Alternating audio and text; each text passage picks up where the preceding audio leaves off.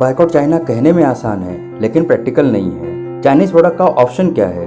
जब तक भारतीय गवर्नमेंट इंपोर्ट करना बंद नहीं करती तब तक हम क्या कर सकते हैं? अगर आप ऐसा सोच रहे हैं तो ये वीडियो आपके लिए है। दोस्तों, आज हर कोई इंडिया वर्सेस चाइना की बात कर रहा है। बहुत से लोगों को लगता है कि चाइनीज प्रोडक्ट का बहिष्कार कर पाना असंभव है। दोस्तों, आज मैं ऐसे कुछ फैक्टर के ऊपर बात करूंगा जिससे आपको ये पता चल जाएगा कि आपको क्या करना चाहिए।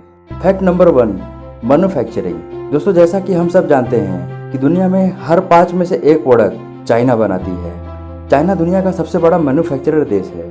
लेकिन क्या आपको ये पता है, रिसेंट टाइम में भारत में भी मैन्युफैक्चरिंग बहुत तेजी से आगे बढ़ा है। कोविड-19 की वजह से भारतीय टेक्सटाइल कंपनियां बंद हो गईं। इस खराब हालात में भी उन्होंने अपने लिए एक नई अपॉर्चुनिटी क्रिएट किया और फैक्ट्री बंद रखने की बजाय पीपीई का निर्माण करना शुरू किया।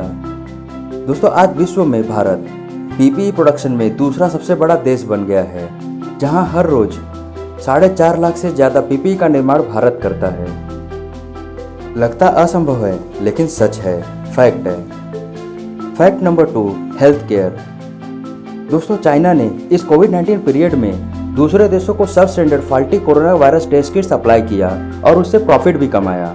वहीं दूसरी तरफ भारत ने हाइड्रोक्सीक्लोरोक्विन ड्रग, जो कि मलेरिया के अगेंस्ट यूज होता है और कोविड-19 के अगेंस्ट यूजफुल हो सकता है, ऐसे ड्रग्स को भारत ने बहुत से देशों को सप्लाई किया।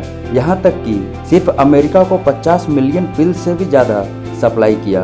भारत हाइड्रोक्लोरोक्विन, इतना ही नहीं, भारत हाइड्रोक्सीक्लोरोक्विन ड्रग का सबसे बड़ा मैन्युफैक्चरर भी बन गया है। लेकिन इसकी रॉ मटेरियल चाइना से आता है। कोविड-19 के दौरान चाइना ने इसकी कीमत बढ़ा दिया। लगभग 30 से 40% इसकी कीमत का इजाफा हो गया। इसलिए भारत खुद की सप्लाई चेन बनाना चाहता है, जिससे कि हम चाइना पर निर्भर ना रहें। Fact number 3, make in India. दोस्तों, मेक इन इंडिया की शुरुआत 2014 में हुई थी। गांधी जी ने कहा था स्वदेशी अपनाओ। उन्हीं की इस बात को आगे बढ़ाते हुए नरेंद्र मोदी जी ने सितंबर 2014 में मेक इन इंडिया की शुरुआत की। 2014 में हमारे पास केवल 2 मोबाइल फ़ोन मैन्युफैक्चरिंग फैक्ट्री थी, लेकिन अब 268 मोबाइल मैन्युफैक्चरिंग फैक्ट्री हमारे देश में है।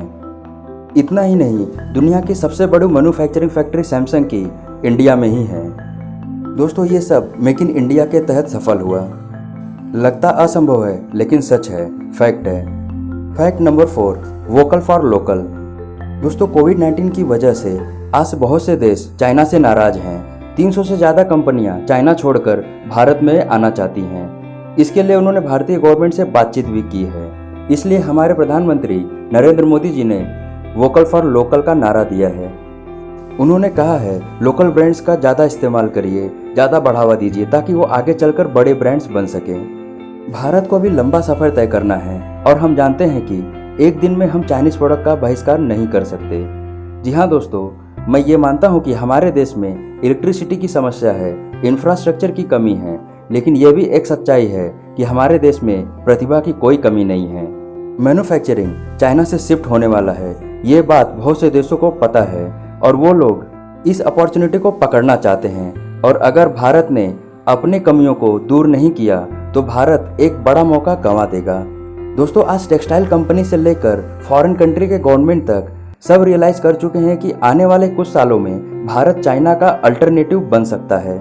यदि हम सब भारत को एशिया का सबसे बड़ा मैन्युफैक्चरिंग हब बनते देखना चाहते हैं तो हमें हमारे लोकल ब्रांड्स को ज़्यादा बढ़ावा देना होगा।